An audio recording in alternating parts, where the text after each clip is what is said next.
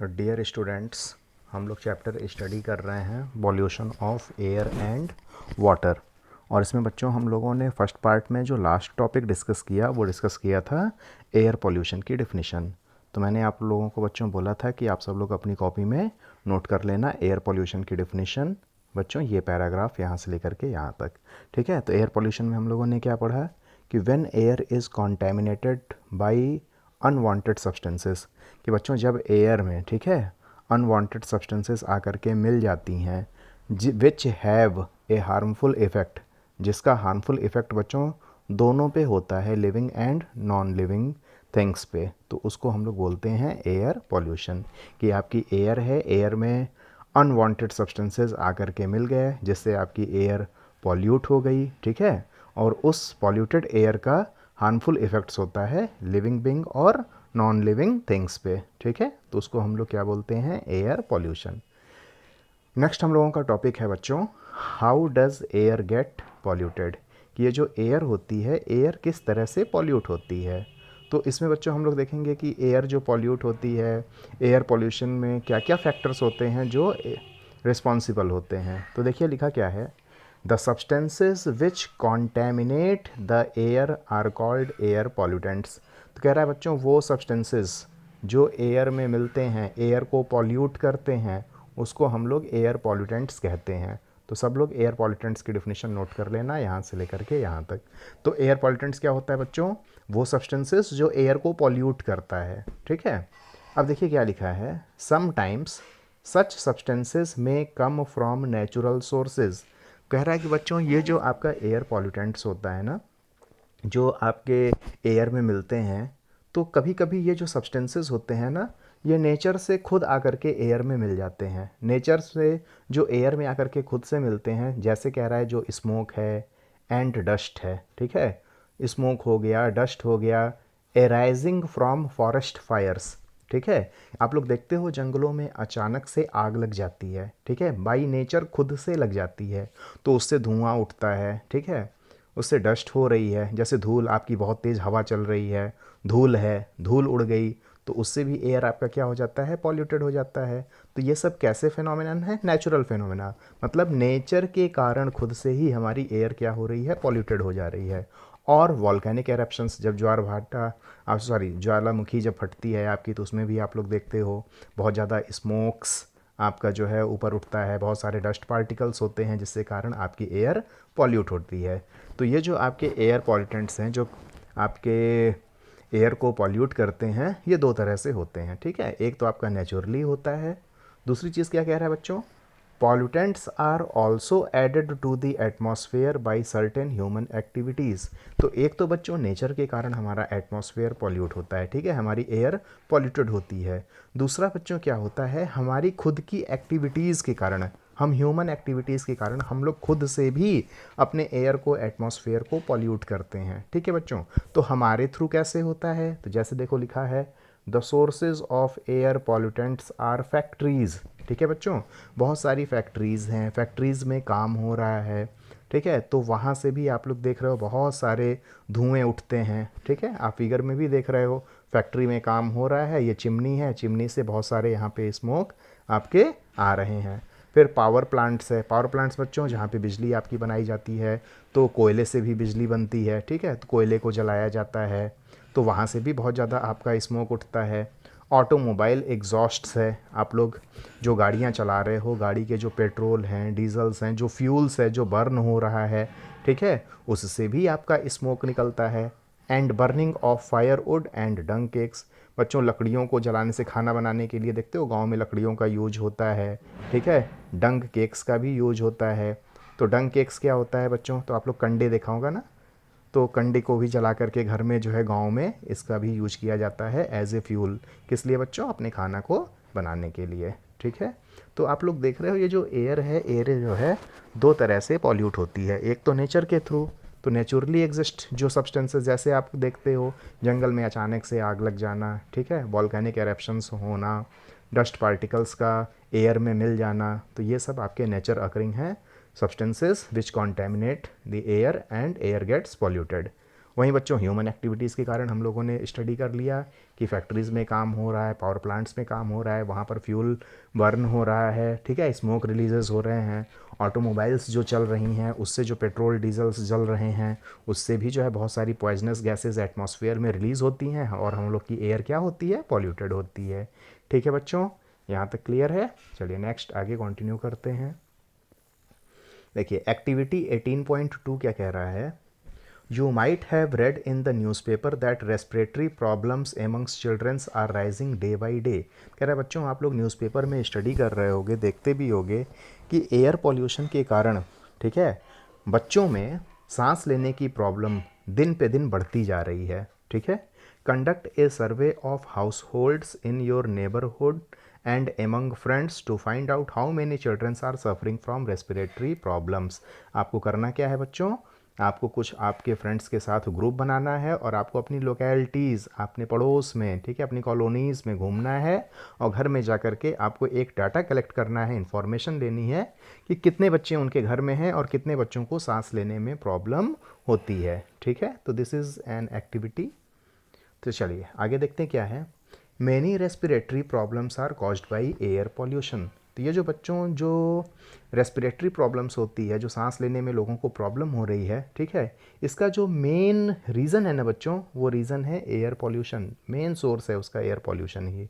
Late us now try to find out the substances और pollutants which are present in the polluted air.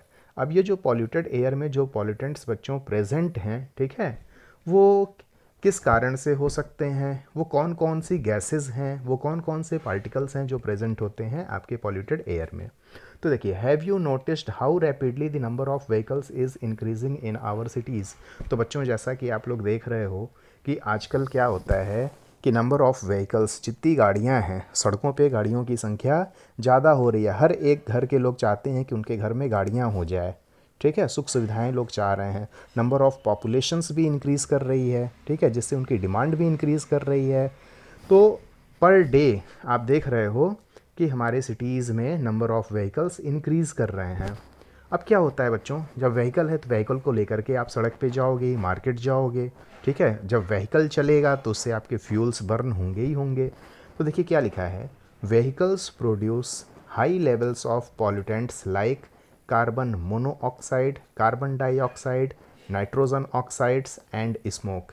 तो जब ये आपके vehicles हैं, व्हीकल्स जब आपकी रोड पे चलते हैं, इनके जब फ्यूल्स बर्न होते हैं, तो फ्यूल्स बर्न जब होते हैं तो बच्चों जो स्मोक रिलीज़ होता है, जो गैसेस रिलीज़ होती हैं, ये बहुत सारे हार्मफुल प्रोडक्ट्स हैं जो आपकी गैस एयर में मिक्सअप हो जाते हैं। तो उनमें जो पॉइजनस गैस है, देख रहे हो बच्चों, कार्बन मोनोऑक्साइड है, कार्बन डाइऑक्साइड भी रिलीज़ होता है, नाइट्रोजन ऑक्साइड्स भी रिलीज़ होता है और धुआं, स्मोक तो निकलता ही है। ठीक है, अब देखिए यहाँ पे क्या कह रहा है, carbon monoxide is produced from incomplete burning of fuels such as petrol and diesel. तो बच्चों जब आपकी गाड़ी है, ठीक है, अगर वो पेट्रोल और डीजल से चलती है, तो पेट्रोल और डीजल जब आपके बर्न होते हैं, जलते हैं, ठीक है, तो इससे जो गैसेस प्रोड्यूस होती है वो होती है बच्चों आपकी carbon monoxides. It is poisonous gas, ये एक आपकी पॉइजनस गैसेज है। It reduces the oxygen carrying capacity of the blood. तो ये जो होती है ना, जब ये हमारी बॉडी में जाती है तो इसका काम क्या होता है कि जो भी ऑक्सीजन कैरिंग कैपेसिटी होती है ब्लड की, ठीक है, ब्लड क्या करता है, ब्लड जो है ऑक्सीजन को कैरी करता है ना, ऑक्सीजन को वो एब्जॉर्ब करने की कोशिश करता है। तो ये क्या करता है कि ब्लड की कैपेसिटी को ये रिड्यूस कर देता है, जिसके कारण आपका ब्लड जो है वो ऑक्सीजन कैरी ना कर पाए, जिससे आपको सांस लेने में प्रॉब्लम होती है, आपको सफोकेशन फील होता है। ठीक है बच्चों, तो ये इम्पॉर्टेंट है, आपसे पूछता है क्वेश्चन में, कार्बन मोनोऑक्साइड्स जो आपकी रिलीज़ होती है वो किसके कारण रिलीज़ होती है, तो आप बोलोगे कि incomplete burning of fuels such as petrol and diesel. ठीक है, पेट्रोल और डीजल से आपकी कार्बन मोनोऑक्साइड प्रोड्यूस्ड होती है। तो यहाँ तक क्लियर है बच्चों, कार्बन मोनोऑक्साइड्स का क्या काम होता है। तो ये देखिए यहाँ पे कह रहा है इसके हार्मफुल इफेक्ट्स ये होते हैं यहाँ से यहाँ तक। It reduces the oxygen carrying capacity of the blood. ठीक है बच्चों, चलिए नेक्स्ट देखते हैं। Do you know if the vehicles registered in Delhi are lined up one after the one, the total length would be nearly equal to the combined length of the two longest rivers in the world, that is Nile and Amazon.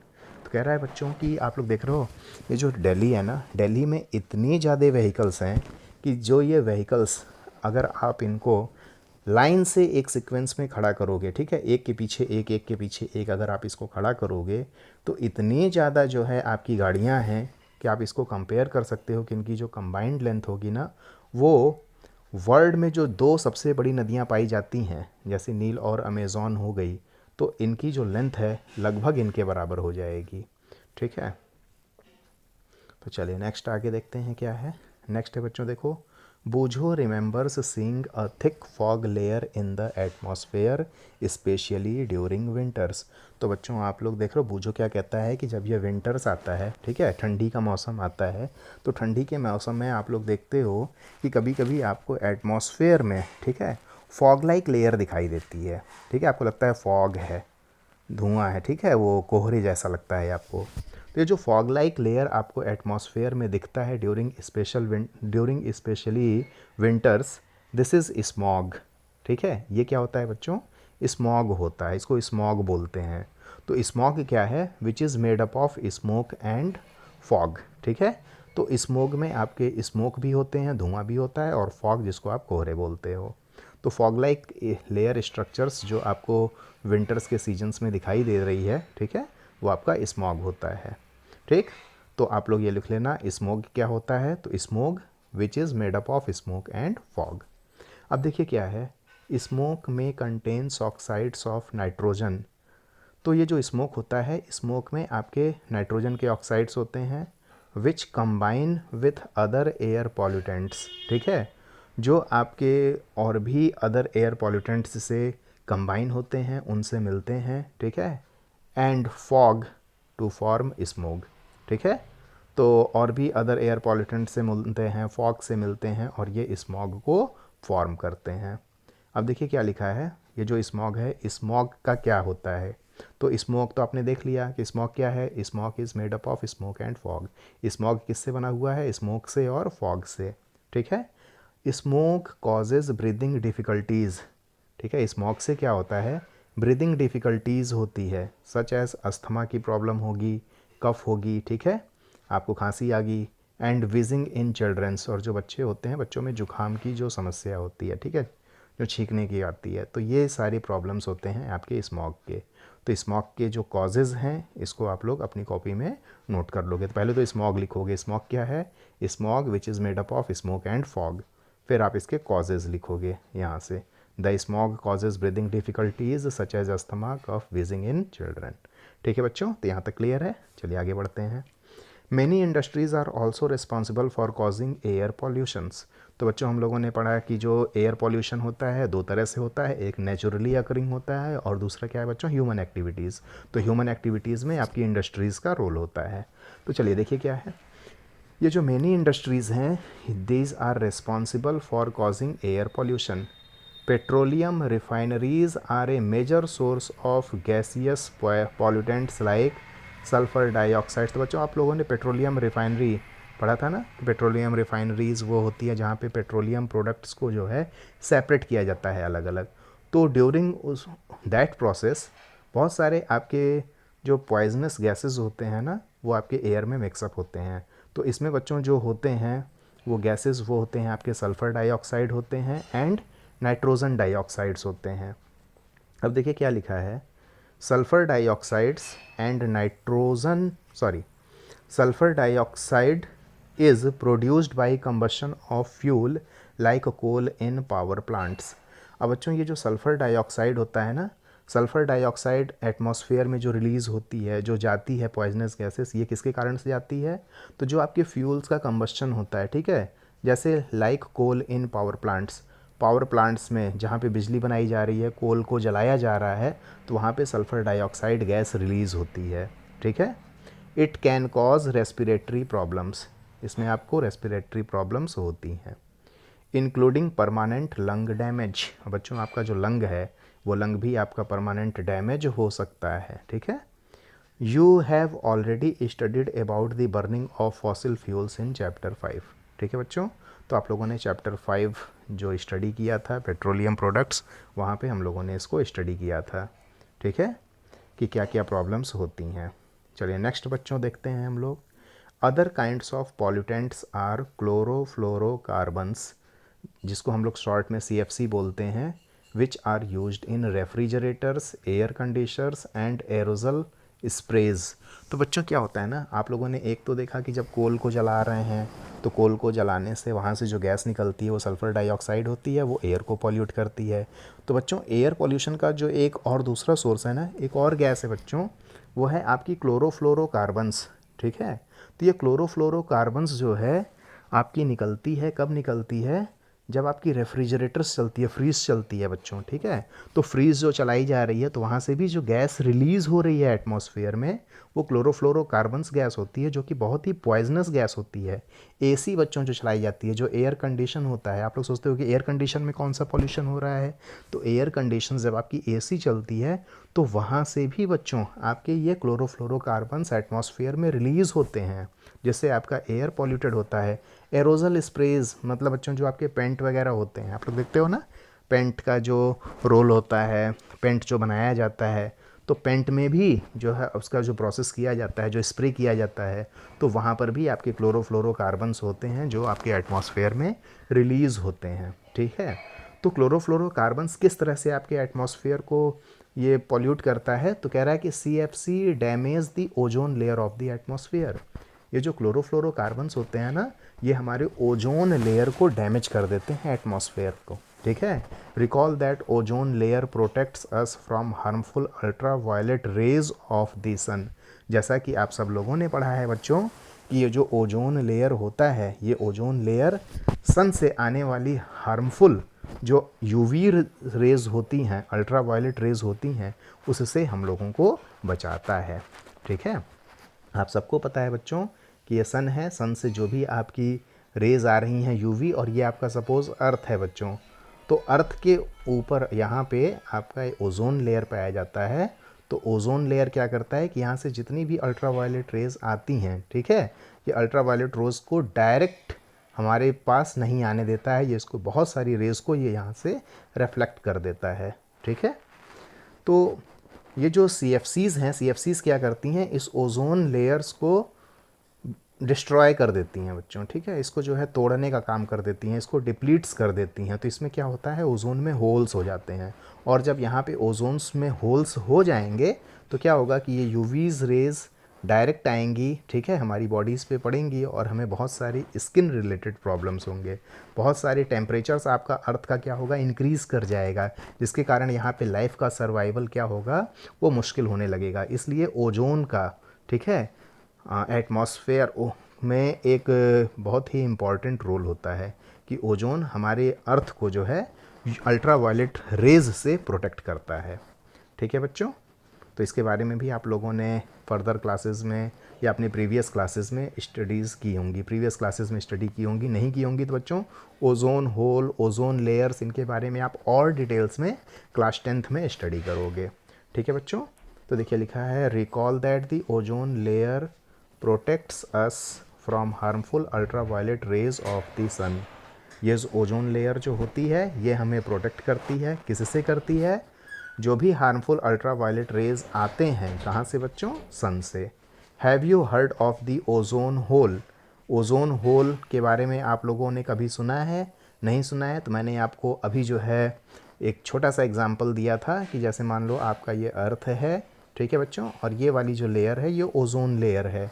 ठीक है, तो अर्थ पे हो तो यहाँ पे आप बहुत सारे, अगर सबके घरों में AC हैं, TV है, ठीक है, पेंट्स वगैरह का यूज हो रहा है, तो यहाँ से जो भी आपके CFCs क्लोरोफ्लोरोकार्बन्स जो निकलती है, ठीक है, तो ये इसका काम क्या होता है, ये बहुत ही पॉइजनस गैस होती है बच्चों।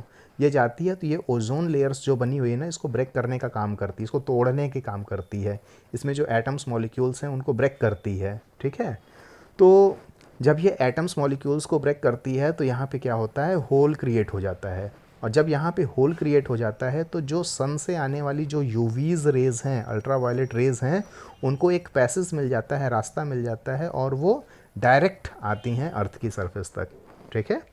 तो चलिए नेक्स्ट आगे कंटिन्यू करते हैं।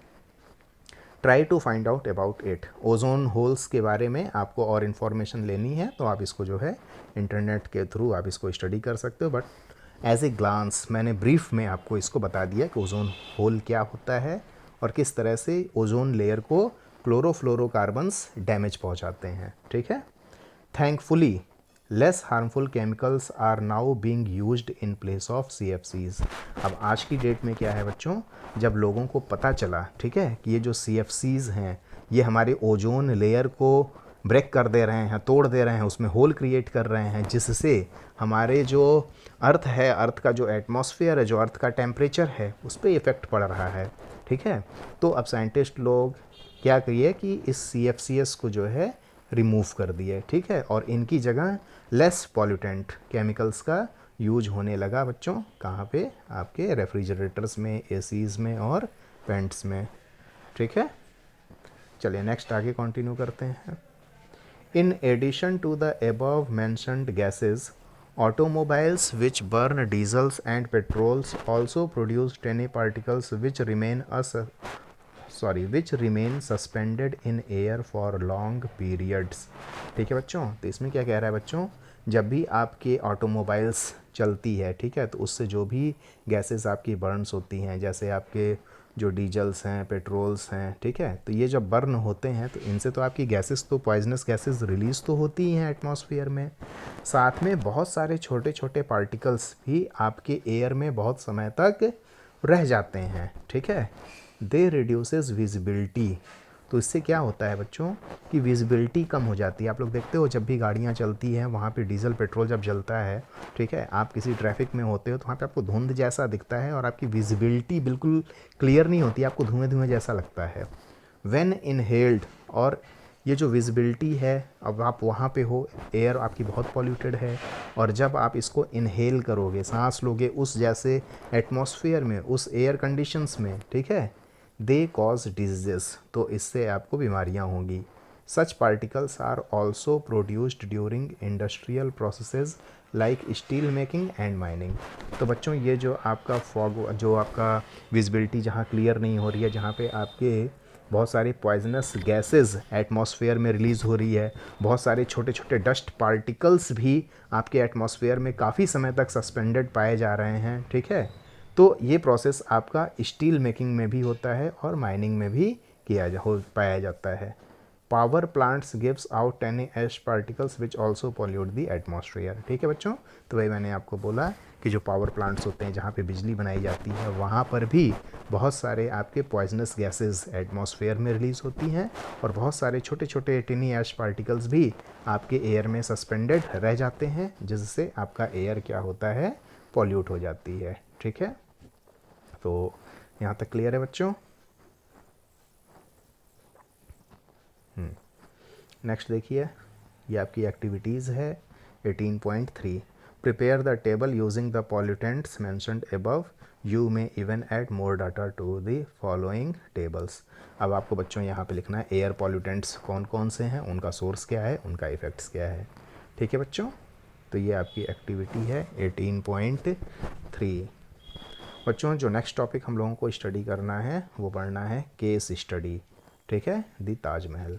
जैसा कि हम लोगों ने पहले भी डिस्कस किया कि ये जो ताजमहल है, ताजमहल की ब्यूटी, ठीक है, अब जो है ड्यू टू एयर पोल्यूशन, इसके जो वाइट मार्बल्स थे, ये वाइट मार्बल्स धीरे धीरे बच्चों येलो मार्बल्स हो रहे हैं। उसके आसपास आगरा में जितनी भी इंडस्ट्रीज़ हैं जहाँ पे बहुत सारे पॉल्यूशंस हो रहे हैं इंडस्ट्रीज़ के कारण, ठीक है, तो ये जो ताजमहल है, ताजमहल की जो ब्यूटी है वो थ्रेटेंड हो रही है, ठीक है। तो यहीं पे हम लोग एक केस स्टडी पढ़ेंगे कि ये एयर पोल्यूशन है, एयर पोल्यूशन के कारण, ठीक है, ताजमहल पे क्या इफ़ेक्ट पड़ रहा है।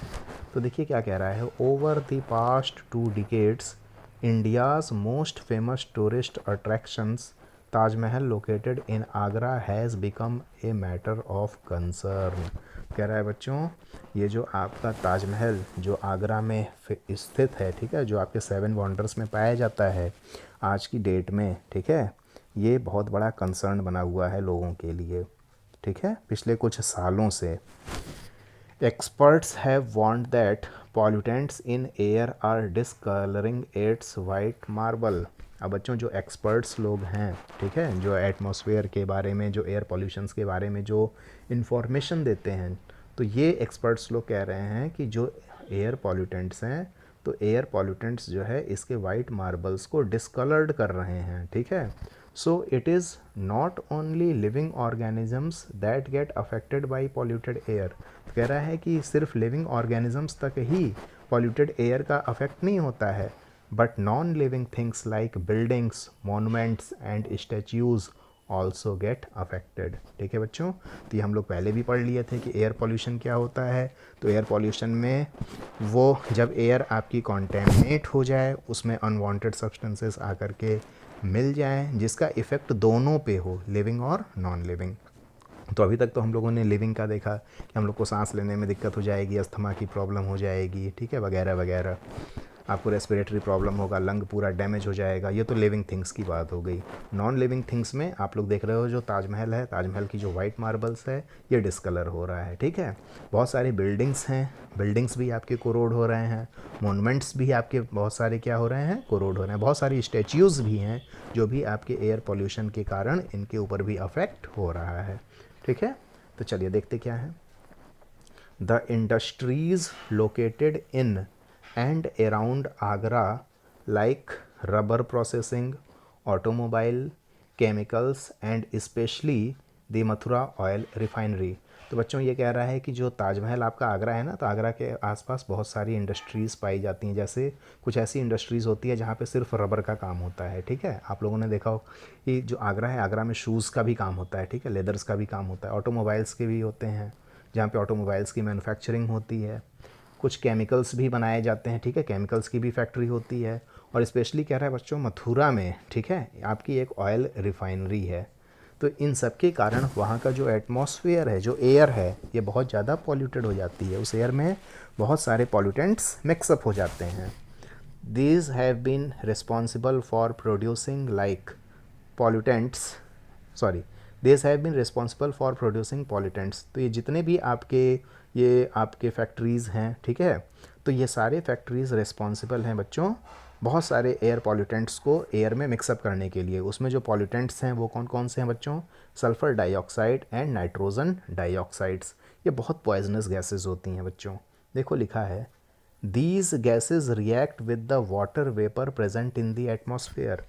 ठीक है, तो आप सब लोगों को पता है बच्चों कि आपके एटमॉस्फेयर में वाटर वेपर पाया जाता है। तो ये जो आपके सल्फ़र डाइऑक्साइड हैं, नाइट्रोजन डाइऑक्साइड हैं, ये आपके एटमॉस्फेयर में जाते हैं और उसके वाटर वेपर से क्या करते हैं, रिएक्ट करते हैं, ठीक है। और रिएक्शन करने के बाद ये फॉर्म कर लेते हैं बच्चों sulphuric acid and nitric acid, ठीक है। तो यहाँ तक क्लियर है कि जब भी ये आपके फैक्ट्रीज़ हैं, फैक्ट्रीज से जो भी आपके पॉल्यूटेंट्स एयर में रिलीज़ हो रहे हैं, ये पॉल्यूटेंट्स कौन कौन से हैं? Sulphur dioxide and nitrogen dioxide. तो सल्फ़र डाइऑक्साइड और नाइट्रोजन डाइऑक्साइड हमारे एटमॉस्फेयर में, हमारे एयर में जो वाटर वेपर पाई जाती है, ये उससे रिएक्ट करते हैं, उससे मिलते हैं, ठीक है, और उससे मिल करके ये बना लेते हैं, एसिड का फॉर्म कर लेते हैं। तो सल्फ्यूरिक एसिड बन जाता है और नाइट्रिक एसिड बन जाता है। अब कह रहा है the acid drops down with the rain. और जब बारिश होती है बच्चों, तो बारिश में क्या होता है कि यही एसिड्स बारिश के पानी से मिल जाता है, मेकिंग द रेन एसिडिक। और वो जो बारिश होती है, वो बारिश बच्चों नॉर्मल वाटर रेन नहीं होती है, आप कह सकते हो कि वो आपकी एसिड रेन होती है। तो देखो लिखा भी है, this is called acid rain. तो ये आपकी एसिड रेन कहलाती है, ठीक है बच्चों। अब एसिड रेन क्या करता है? तो acid rain corrodes the marbles of the monuments. तो एसिड रेन क्या करता है? जो भी आपके मार्बल्स होते हैं मोनूमेंट्स के, ठीक है, उनको कोरोड कर देगा, उसको काट देगा, ठीक है, उसके कलर को डिस्कलरिंग कर देगा, उसको जो है आप कह सकते हो कि इसकी क्वालिटी को रिड्यूस कर देता है। The phenomenon is called marble cancer. और ये जो मार्बल्स, ठीक है, जो मोनूमेंट्स मार्बल्स होते हैं, जो कोरोड होते हैं एसिड रेन के कारण, तो हम लोग बोलते हैं कि मार्बल को बीमारी हो गई है। मार्बल को कौन सी बीमारी हो गई है? तो उसको हम लोग बोलते हैं कि मार्बल को कैंसर हो गया है, ठीक है। तो यहाँ तक क्लियर है बच्चों। अब देखिए क्या लिखा है, suspended particles matter, sorry, suspended particulate matter such as the soot particles emitted by Mathura oil refinery has contributed towards the yellowing of the marble। तो बच्चों ये जो ऑयल रिफाइनरी है जो मथुरा में है, यहाँ से जितने भी आपके अनवांटेड सब्सटेंसेस जो आपके एयर में रिलीज़ हो रहे हैं, ठीक है, जो बहुत सारे छोटे छोटे सूट पार्टिकल्स हैं जो एटमॉस्फेयर में एयर में मिक्सअप हो रहे हैं, तो इन्हीं के कारण जो आपके आगरा का जो वाइट मार्बल है ना, उसका कलर धीरे धीरे बच्चों येलो में कन्वर्ट हो रहा है। ठीक है, तो यही मेन रीज़न है मथुरा के ऑयल रिफाइनरी, जिसके कारण आपका ये येलो हो जा रहा है आगरा का ताजमहल का जो मार्बल है। तो इसको बचाने के लिए कि पॉल्यूशन ना हो, आगरा का जो ताजमहल है वो सेफ़ रहे, जहाँ से टूरिज़्म वहाँ पे आएँ, ठीक है, ताजमहल को देखें, तो सुप्रीम कोर्ट ने बहुत सारे स्टेप्स लिए कि किस तरह से हम लोग इस ताज को बचाएं। ठीक है, तो देखो लिखा हुआ है, the Supreme Court has taken several steps to save the Taj. ठीक है, it has ordered industries to switch to cleaner fuels like CNG and LPG। तो सुप्रीम कोर्ट ने क्या बोला कि आसपास जितनी भी फैक्ट्रीज़ हैं, ठीक है, आगरा के जोन में या मथुरा में, उन सब लोगों को बोला गया कि आप लोग क्लीन फ्यूल का यूज करिए। ठीक है, आप लोग CNG का यूज करिए, आप लोग LPG का यूज करिए। Moreover the automobiles should switch over to unleaded petrol in the Taj zone. और ये भी बोला गया कि ताजमहल के आसपास जितनी भी रोड्स हैं, वहाँ पे जितनी भी गाड़ियाँ चल रही हैं, उन गाड़ियों में जो भी पेट्रोल और डीजल जा रहा है, ठीक है, तो वहाँ पे अनलीडेड पेट्रोल हो, मतलब पेट्रोल में लीड ना पाया जाए। ठीक है, बिल्कुल प्योर पेट्रोल होना चाहिए। ठीक है, discuss with your elders and see what they have to say about the conditions of Taj 20 to 30 years ago. बच्चों मैंने आपसे बताया था इस चैप्टर के स्टार्टिंग में, ये जो ताजमहल है आज से 20 से 25 साल पहले तक इसकी जो मार्बल्स थे वो बहुत ज़्यादा वाइट बिल्कुल चमकते थे, लेकिन 20 से 30 साल में ड्यू टू एयर पोल्यूशन जो मार्बल है उसकी क्वालिटी कम हुई है, मार्बल कैंसर हुआ है। ठीक है, मार्बल को रोग लग गया है, किसके कारण? तो एसिड रेन्स जो आपके ऑयल रिफाइनरीज़ हैं, इंडस्ट्रीज़ हैं, जो हम लोगों ने पीछे डिस्कस किया। Try to procure a picture of Taj Mahal for your scrapbook. अब 20-30 साल पहले अगर आपको ताजमहल की वो वाली पिक्चर और प्रेजेंट डेट में ताजमहल की अगर पिक्चर आपको मिलती है, तो आप दोनों को क्या करो, कंपेयर करो और उसको अपने स्क्रैप बुक पे पेस्ट कर लो। ठीक है, मुझे कहता है I am reminded of the chapters on crops. I wondered whether acid rain affects the soil and plants also. तो ये कह रहा है कि बच्चों क्रॉप्स के बारे में आप लोगों ने पढ़ा है, ठीक है, कि क्रॉप होती है, क्रॉप को पानी की ज़रूरत होती है, ठीक है, इरिगेशंस के लिए, और प्लांट्स को अपने न्यूट्रिशंस के लिए भी पानी की ज़रूरत होती है। तो बूझो कह रहा है कि अगर ये एसिड रेन हमारे क्रॉप्स पे पड़ जाए तो क्या उसका जो है हमारे मिट्टी और फसल पे कोई इफ़ेक्ट पड़ेगा? तो बिल्कुल बच्चों, ये जो एसिड रेन होगी ये जब क्रॉप पे गिरेगी, ठीक है, तो आपके फसल को जला देगी, क्योंकि ये एसिड है। ठीक है, रेन नहीं है, नॉर्मल वाटर नहीं है, ये वाटर विथ एसिड है। तो ये आपकी फसल को क्या करेगी, जला देगी। आपकी जो मिट्टी होगी, मिट्टी का जो उपजाऊपन होगा उसको भी ये ख़त्म कर देगा, उसमें जितने भी पाए जाने वाले न्यूट्रिएंट्स होंगे उनको भी ये डिस्ट्रॉय करेगा। ठीक है, तो एसिड रेन्स ना हो इसके लिए क्या करना पड़ेगा बच्चों, कि एटमॉस्फेयर में जो भी पॉइजनस गैसेस हैं, जैसे सल्फ़र डाइऑक्साइड है, ठीक है, नाइट्रोजन ऑक्साइड्स हैं, इनको हम लोगों को रिड्यूस करना पड़ेगा। और इनको रिड्यूस करने का एक ही उपाय है कि एयर पोल्यूशन को मिनिमाइज़ किया जाए, हम लोग क्लीन फ्यूल का यूज करें। जैसा कि आप सब लोग जानते हो, CNG एंड LPG दोनों क्या हैं, हमारे क्लीनर फ्यूल होते हैं। यहाँ पे हमको जो अनवांटेड सब्सटेंसेस होते हैं वो बहुत ही कम निकलते हैं एटमॉस्फेयर में। ठीक है बच्चों, तो यहाँ तक क्लियर है। नेक्स्ट जो टॉपिक है, ठीक है बच्चों, ग्रीन हाउस इफ़ेक्ट, बहुत ही इम्पॉर्टेंट टॉपिक है, इसको हम लोग नेक्स्ट लेक्चर में कवर अप करेंगे। So have a good day students.